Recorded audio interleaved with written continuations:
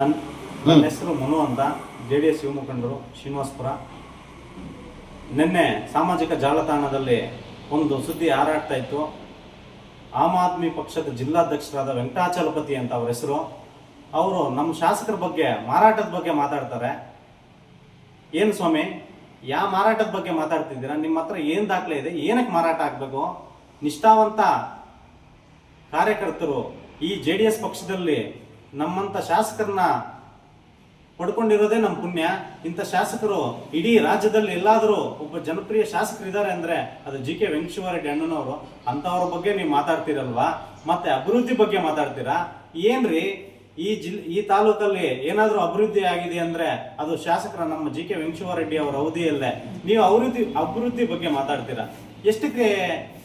ಎಷ್ಟಕ್ರಿ ನಮ್ಮ ಶಾಸಕರು ಮಾರಾಟ ಆಗಿದ್ದಾರೆ? ನಿಮ್ಮ ಹತ್ರ ಏನಾದರೂ ದಾಖಲೆ ಇದೆಯಾ?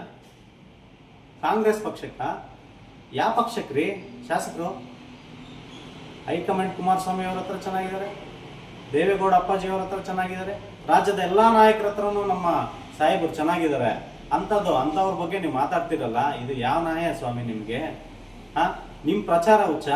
ನಿಮ್ ಪ್ರಚಾರಕ್ಕೋಸ್ಕರ ಈ ರೀತಿ ಎಲ್ಲ ಮಾತಾಡ್ತೀರಾ? ಇದು ಸರಿನಾ ನಿಮ್ಗೆ? ನೀವು ಮತ್ತೆ ಅದೇನೋ ಕಾರ್ಯಕರ್ತರಿಗೆ ಕೆಲಸ ಕೊಡ್ತಿಲ್ಲ, ಯಾರು ಹೇಳಿದ್ ನಿಮ್ಗೆ? ಒಬ್ಬರನ್ನ ಕರ್ಕೊಂಡ್ಬಂದು ಸಾಬೀತಿ ಮಾಡು, ನಿನ್ ಕೈಲಾದ್ರೆ ತಾಕತ್ತಿದ್ರೆ. ನಮ್ಮ ನಾಯಕರ ಬಗ್ಗೆ ಮಾತಾಡೋ ಯೋಗ್ಯತೆ ನಿನ್ಗಿದೆಯಾ? ಯಾಕ್ರಿ ಮಾತಾಡ್ತೀರ ಸುಮ್ನೆ? ಯಾಕ್ರಿ? ನಿಮ್ಗೇನಾದ್ರೂ ತೊಂದರೆ ಮಾಡಿದಾರ? ಇಡೀ ರಾಜ್ಯದಲ್ಲಿ ಯಾರಾದ್ರೂ ಒಬ್ಬ ಮನುಷ್ಯ ಒಳ್ಳೆ ಮನುಷ್ಯ, ರಾಜಕಾರಣದಲ್ಲಿ ಕುಪ್ಪು ಚುಕ್ಕೆ ಕೂಡ ಇಲ್ಲದೆ ಇರುವಂತ ವ್ಯಕ್ತಿ ಯಾರಾದ್ರೂ ಇದಾರೆ ಅಂದ್ರೆ ಅದು ನಮ್ಮ ಜನಪ್ರಿಯ ಶಾಸಕರಾದ GK ವೆಂಕಟೇಶ್ವರರೆಡ್ಡಿ ಅಣ್ಣನವ್ರು ಬಿಟ್ರೆ ಇನ್ಯಾರಾದ್ರೂ ಇದಾರ? ನಿಮ್ಗೇನಾದ್ರೂ ಮಾನ ಮರ್ಯಾದೆ ಏನಾದರೂ ಇದ್ರು ಇನ್ನೊಂದು ಸಲ ನಮ್ಮ ಶಾಸಕರ ಬಗ್ಗೆ ನೀವು ಮಾತಾಡಬಾರ್ದು. ಇದು ನನ್ನ ಒಬ್ಬ ಇದಲ್ಲ ನಿಮಗೆ. ಈ ತಾಲೂಕಿನ, ಶ್ರೀನಿವಾಸಪುರ ತಾಲೂಕಿನ JDS ಪಕ್ಷದ ಎಲ್ಲ ಕಾರ್ಯಕರ್ತರ ಪರವಾಗಿ, ಎಲ್ಲ ಮುಖಂಡರ ಪರವಾಗಿ ನಿಮ್ಗೆ ಎಚ್ಚರಿಕೆಯನ್ನು ಕೊಡ್ತಾ ಇದ್ದೇನೆ. ದಯವಿಟ್ಟು ಈ ರೀತಿ ನೀವು ನಮ್ಮ ಶಾಸಕರಿಗೆ ಕ್ಷಮೆ ಯೋಚಿಸದೇ ಇದ್ರೆ ಮುಂದಿನ ಪರಿಣಾಮ ಬೇರೆ ಇರುತ್ತೆ ಅಂತ ನಿಮ್ಗೆ ಹೇಳ್ತಾ ಇದ್ದೀನಿ. ಅಲ್ಲ, ನೀನು ಅವ್ರು ಹೇಳಿಕೆ ಕೊಟ್ಟಿರುವಂತದ್ದು ಸರ್, ಏನು JDS ಅಲ್ಲಿ ಮುಂದೆ ಟಿಕೆಟ್ ಕೂಡ ಕೊಡೋದಿಲ್ಲ ಅವ್ರಿಗೆ? ನಮ್ಮ ಶಾಸಕರಿಗೆ ಟಿಕೆಟ್ ಕೊಡ್ಬೇಕಾದ್ರೆ ಕುಮಾರಣ್ಣ ಅವರು, ಅಪ್ಪಾಜಿ ದೇವೇಗೌಡರು, ನಿಖಿಲ್ ಕುಮಾರಸ್ವಾಮಿ ಅವರು, ಮಲ್ಲೇಶ್ ಬಾಬು ಅಣ್ಣನವರು ಹೈಕಮಾಂಡ್ ಇದ್ದಾರೆ. ಹೈಕಮಾಂಡ್ ನಿರ್ಧಾರ ಮಾಡತ್ತೆ. ನಾವು JDS ಪಕ್ಷದ ನೀವೇನಾದ್ರೂ ಹೈಕಮಾಂಡ್ ಆಗಿದ್ದೀರಾ? ಇಲ್ಲ ಬೇರೆ ಪಕ್ಷಕ್ಕೆ ನೀವೇನಾದ್ರೂ ಮಾರಾಟವಾಗಿದ್ದೀರಾ?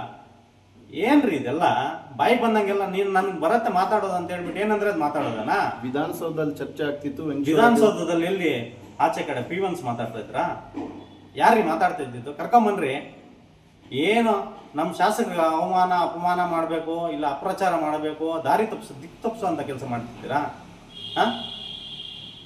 ನಿಮಗಿದ್ ಬೇಕಾ? ಇಲ್ಲ ಸಲ್ಲದ ಆರೋಪ ಮಾಡೋದು ಎಷ್ಟು ಸರಿ ರೀ?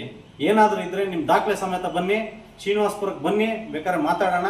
ಸುಮ್ಮನೆ ನಮ್ಮ ನಾಯಕರ ಬಗ್ಗೆ ಏನಾದ್ರೂ ಈ ರೀತಿ ಇನ್ನೊಂದ್ಸಲ ಏನಾದ್ರೂ ಇದ್ದು ಕೇಳಿದ್ರೆ ನನ್ನಂತ ನೂರಾರು ಸಾವಿರಾರು ಕಾರ್ಯಕರ್ತರು ನಿನ್ ಮನೆ ಬಾಗಿಲು ಬರಬೇಕಾಗತ್ತೆ. ನಿನ್ಗೆ ಎಚ್ಚರಿಕೆ ಕೊಡ್ತಾ ಇದ್ದೀನಿ. ದಯವಿಟ್ಟು ಅಣ್ಣ, ಈ ರೀತಿ ಯಾವತ್ತು ಜನರಿಗೆ ದಿಕ್ಕು ತಪ್ಪಿಸೋಂತ ನಮ್ಮ ನಾಯಕರ ಬಗ್ಗೆ ಮಾತಾಡಕ್ಕಂತೂ ನಿಮ್ಗೆ ಯೋಗ್ಯತೆ ಕೂಡ ಇಲ್ಲ. ನಮ್ಮ ನಾಯಕರ ಬಗ್ಗೆ ಮಾತಾಡುವಂತ ಅರ್ಹತೆನೂ ಇಲ್ಲ.